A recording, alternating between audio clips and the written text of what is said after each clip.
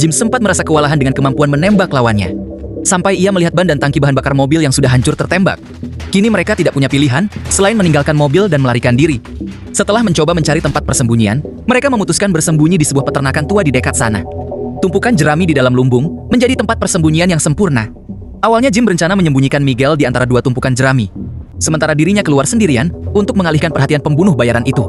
Namun sekop yang tanpa sengaja ia injak memberinya ide yang lebih baik. Dan gan tenang Jim menancapkan sekop itu ke tumpukan jerami dan menggunakannya sebagai penyangga senapannya. Sebagai mantan penembak jitu, dibanding melarikan diri, bertarung balik adalah pilihan terbaiknya. Salah satu pembunuh bayaran dengan cepat berhasil dilumpuhkan. Tetapi jendela yang sempit itu jelas membocorkan posisi Jim. Jim tahu ia harus mencari jalan keluar lain, karena itu ia memanggil Miguel keluar dari persembunyian. Ia menyuruh Miguel untuk membuat pengalihan hitung sampai 30, lalu tembak 2 kali ke arah luar. Setelah menjelaskan rencananya, Jim turun melalui tangga ke lantai bawah.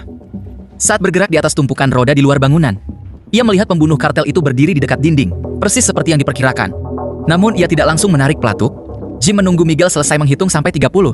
Begitu suara tembakan terdengar, pembunuh bayaran itu panik dan mencoba membalas.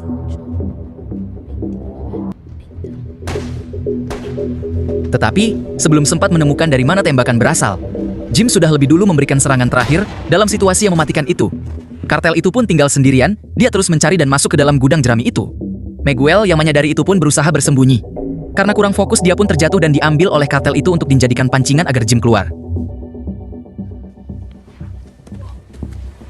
Saat Jim keluar dan meletakkan senjatanya, kartel gila itu pun menyuruh Miguel menebak Jim.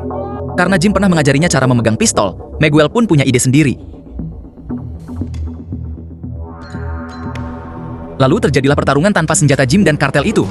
Miguel yang melihat pistol tergeletak dia pun mengambilnya dan membidik kartel itu. Jim tidak menyarankan menembak karena Miguel masih di bawah umur.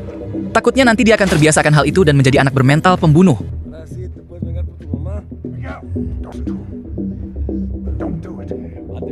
Lalu Jim merebut pistol itu dan... Berapa jam kemudian Jim dan Miguel pun sampai ke alamat yang diamanahkan ibu Miguel. Miguel pun langsung mengetuk pintu rumah itu dan keluarlah keluarga dari ibunya Miguel.